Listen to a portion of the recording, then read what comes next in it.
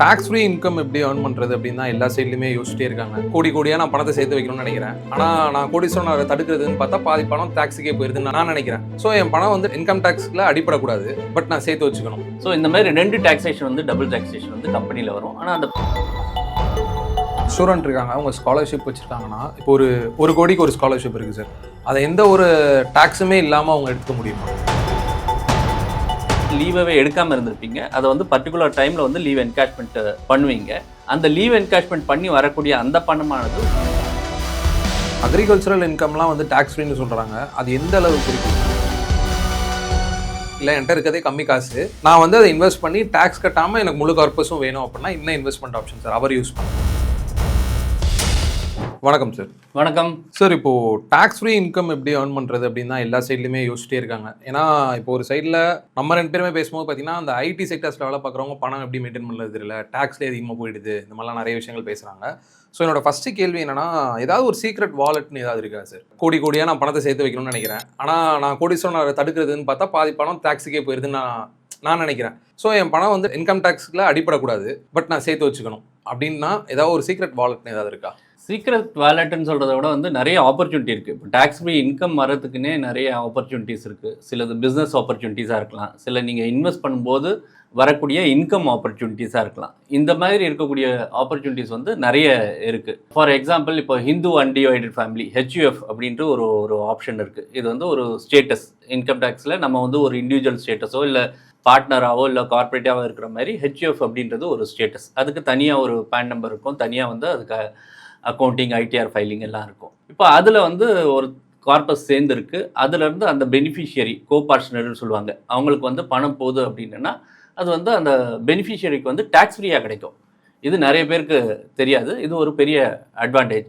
அதேமாரி உங்களுக்கு இன்ஹெரிட்டன்ஸ் வருது, உங்களுடைய பேரண்ட்ஸ் கிட்ட இருந்தோ இல்லை கிராண்ட் பேரண்ட்ஸ் கிட்ட இருந்தோ இல்லை வேறு யார்கிட்ட இருந்தோ இன்ஹெரிட்டன்ஸாக பணம் வருது, அந்த பணமும் வந்து உங்களுக்கு வந்து டாக்ஸ் ஃப்ரீ.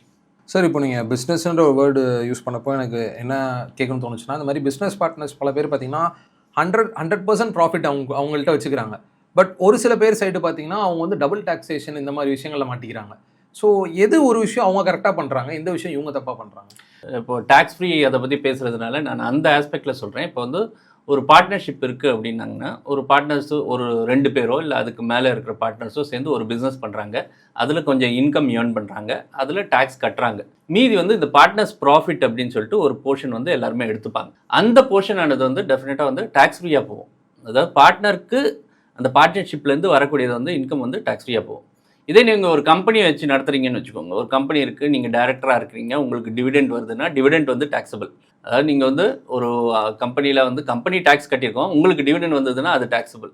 உங்களுக்கு வேறு ஏதாவது ஷேர் வந்தது, உங்களால் வந்து கொஞ்சம் விட்ரா பண்ணிங்கன்னா அந்த அமௌண்ட்டு உங்களுக்கு கேபிட்டல் கெயின் நீங்கள் பே பண்ண மாதிரி இருக்கும் உங்கள் ஷேர்ஸை சேல் பண்ணும்போது. ஸோ இந்த மாதிரி 2 டாக்ஸேஷன் வந்து டபுள் டாக்ஸேஷன் வந்து கம்பெனியில் வரும். ஆனால் அந்த பார்ட்னர்ஷிப்பில் வந்து இந்த பார்ட்னர்ஸ் இன்கம் வந்து டேக்ஸ் ஃப்ரீயாக இருக்கும். சார், 2026 வந்துருச்சு, எனக்கு இந்த மாதிரி ஒரு இன்வெஸ்ட்மெண்ட் ஆப்ஷன் எதாவது இருக்கா சார்? அதாவது நான் என் பணத்தை போடணும், வளர விடணும், அதை திரும்ப அந்த வளர்ந்து வர்ற கார்பஸை மொத்தமாக எடுத்துக்கணும், ஆனால் அதுக்கு எதுக்குமே எனக்கு டேக்ஸ் கட்ட வேணான்னு நினைக்கிறேன். ஸோ அப்படின்னா ஏதாவது ஒரு ஆப்ஷன் இருக்கா? இப்போ நிறைய நம்ம சேனல்லே வந்து EEE அப்படின்னு பேசியிருக்கோம், எக்ஸம்ட் அப்படின்றத பற்றி பேசியிருக்கிறோம். எக்ஸம்ட் என்ன அப்படின்னா, நம்ம இன்வெஸ்ட் பண்ணும்போது அது வந்து டேக்ஸ் எக்ஸம்ட், அதாவது வளரும்போது அது டேக்ஸ் எக்ஸம்ட், மெச்சூரிட்டி டைமில் நமக்கு கிடைக்கும் போது அது டேக்ஸ் எக்ஸம்ட். எந்த மாதிரி இன்ஸ்ட்ருமெண்ட்ஸில் கிடைக்கும்னு பார்த்தீங்கன்னா, இப்போ PPF சொல்கிறோம், நம்ம PPF வந்து இந்த EEEல உகந்தது ஒன்று. எப்போ இன்வெஸ்ட் பண்ணுறோம், எவ்வளோ வளருது, எப்போ மெச்சூரிட்டி வருது, இது எல்லாமே வந்து நம்ம கையில் வந்து டேக்ஸ் ஃப்ரீயாக வரும். அதேமாரி குழந்தைகளுக்கான ஸ்கீமை பற்றி கொஞ்சம் வாரங்களுக்கு முன்னாடி பேசியிருந்தோம், சுகன்யா சம்ரிதியை பற்றி. ஸோ இதுலேயே வந்து அந்த எக்ஸம்ட் வந்து அப்ளிகபிள், மீன்ஸ் மெச்சூரிட்டி வந்து டாக்ஸபிளாக கிடைக்கும். இதுக்கு முன்னாடி சாவரின் கோல்ட் பாண்ட்ஸ் இருந்தது, அதுவும் வந்து மெச்சூரிட்டியில் வந்து டாக்ஸ் ஃப்ரீயாக கிடைக்கும். இந்த மாதிரி டாக்ஸ் ஃப்ரீ பாண்ட்ஸ் இருக்குது, அதுவும் வந்து டாக்ஸ் ஃப்ரீயாக கிடைக்கும். இப்போ நீங்கள் சொன்னாலே பார்த்தீங்கன்னா ஒரு சில விஷயங்களை வந்து கவர்மெண்ட் முன்னாடியே ஸ்டாப் பண்ணிட்டாங்க. பட் இன்னுமே சில இன்வெஸ்டர்ஸ் பார்த்தீங்கன்னா டாக்ஸ் ஃப்ரீ செக்ஸ்ன்றதை மந்த்லி வாங்கிட்டு இருக்காங்க. அது எப்படி சார் ஸ்டாப் பண்ண ஒரு விஷயத்தில் எப்படி இது பண்ணுறாங்க? இப்போ வந்து டாக்ஸ் ஃப்ரீ பாண்ட்ஸ் அப்படின்றது வந்து பல வருஷங்களுக்கு முன்னாடி கவர்மெண்ட் வந்து இஷ்யூ பண்ணுது. இந்த கவர்மெண்ட் என்னன்னா, கவர்மெண்ட் டைரெக்டாக பண்ணியிருக்காது, PSU இன்ஸ்டிடியூஷன்ஸ் வந்து இஷ்யூ பண்ணியிருக்கிறோம்.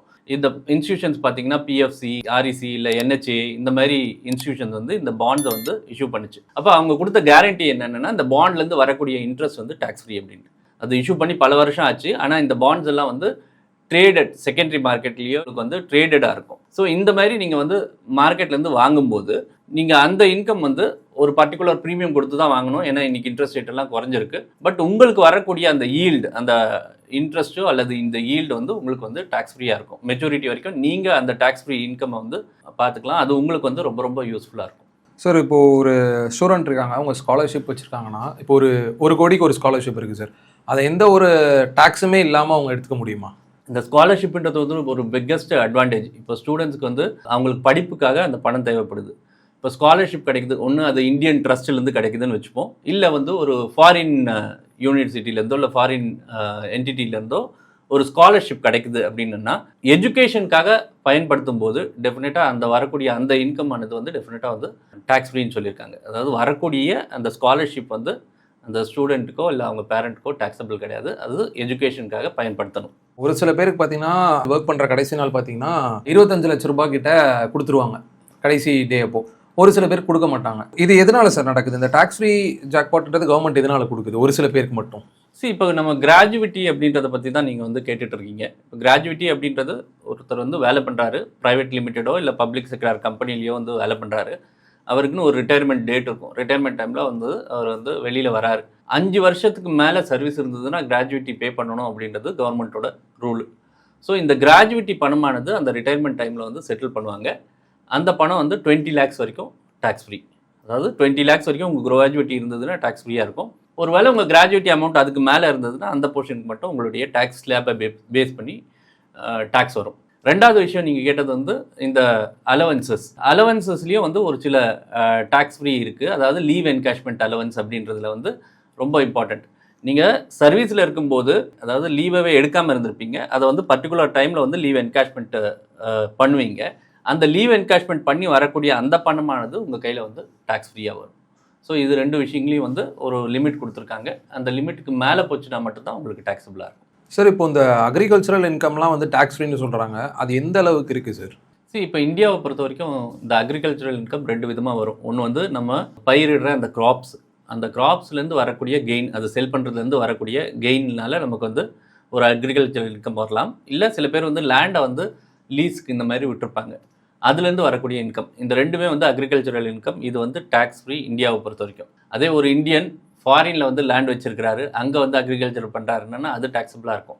இந்தியாவுக்குள்ளே இருக்கிற லேண்டு இந்த விஷயங்களில் வரக்கூடிய இன்கம் வந்து டேக்ஸ் ஃப்ரீயாக இருக்கும். சார் இப்போ என்னோட லாஸ்ட் கொஸ்டின் என்னன்னா, ஒருத்தர் ரொம்ப கம்மியாக தான் சம்பாதிக்கிற பணமே கம்மின்றப்போ அவர் கொஞ்சம் கொஞ்சமாக சேர்த்து வச்சு இன்வெஸ்ட் பண்ணுறாரு. ஒரு டைமில் அது பெரிய கர்பஸாக க்ரோ ஆகுது. ஆனால் அது ஈக்விட்டி மார்க்கெட்டில் இன்வெஸ்ட் பண்ணுறப்ப என்ன டிஸ்அட்வான்டேஜ் பார்த்தீங்கன்னா, எடுக்கிறப்ப டேக்ஸ் கட்டணும். எவ்வளோ வருது ஒரு டேக்ஸ் கட்டணும். இல்லை நான் அந்த மாதிரி இல்லை, என்கிட்ட இருக்கிறதே கம்மி காசு, நான் வந்து அதை இன்வெஸ்ட் பண்ணி டேக்ஸ் கட்டாமல் எனக்கு முழு கர்பஸும் வேணும் அப்படின்னா என்ன இன்வெஸ்ட்மெண்ட் ஆப்ஷன் சார் அவர் யூஸ் பண்ணலாம்? இப்போ ஈக்விட்டி மார்க்கெட்டில் அப்படின்னா உங்களுக்கு வரக்கூடியதில் வந்து கேபிட்டல் கெயின் அப்படின்ற ஒரு போர்ஷன் வந்து இருக்குது. ஆனால் வந்து அதில் ஒரு 1.25 lakhs, first 1.25 lakhs every year வந்து உங்களுக்கு டேக்ஸ் ஃப்ரீ அப்படின்னு சொல்லியிருக்காங்க. அதாவது ஃபஸ்ட்டு நீங்கள் வித்ட்ரா பண்ணுறதுல ஃபஸ்ட்டு 1.25 லேக்ஸ் வரைக்கும் டேக்ஸ் ஃப்ரீ. மீதி இருக்கிறதுக்கு நீங்கள் வந்து ஈக்விட்டிலையோ இல்லை மியூச்சுவல் ஃபண்ட்ஸ்லையோ இருந்தீங்கன்னா வந்து டேக்ஸ் கட்ட வேண்டியிருக்கும். ஒருவேளை நீங்கள் டேக்ஸ் ஃப்ரீயாக வேணும் அப்படின்னா டேக்ஸ் ஃப்ரீக்கான இன்ஸ்ட்ருமெண்ட்ஸில் தான் இன்வெஸ்ட் பண்ண முடியும். ஸோ உங்களுக்கு வந்து பெனிஃபிட் அனாலிசிஸ் பண்ணணும். பேசிக்கலாக நீங்கள் வந்து எவ்வளோ நாள் வந்து வச்சுக்க போகிறீங்க, எந்த அளவுக்கு உங்களுக்கு வந்து ரிஸ்க் ப்ரொஃபைல் எடுக்க முடியும், ரிஸ்க் அப்படைட் இருக்குது அப்படின்றத ரிஸ்க் ப்ரொஃபைலிங் பார்த்துட்டு அதில் இன்வெஸ்ட் பண்ணுற பட்சத்தில் டெஃபினட்டாக உங்களுக்கு ஒரு ஸ்டேட்டஸ் தெரியும். அதுக்கேற்ற மாதிரி நீங்கள் இன்ஸ்ட்ருமெண்ட்டை சூஸ் பண்ணணும். ஒருவேளை ஈக்விட்டி உங்கள் ரிஸ்க் ப்ரொஃபைலுக்கு பெட்டராக இருக்குது, அது உங்களுக்கு கொஞ்சம் ஹையர் இன்கம் கொடுக்க போகுது அப்படின்னாலும் அந்த 12% டேக்ஸ் கட்டினீங்கனாலும் டெஃபினட்டாக அது வந்து உங்களுக்கு பலன் தர்றதுக்கான வாய்ப்புகள் நிறைய இருக்குது. ஓகே சார், ரொம்ப நன்றி சார். தேங்க்யூ.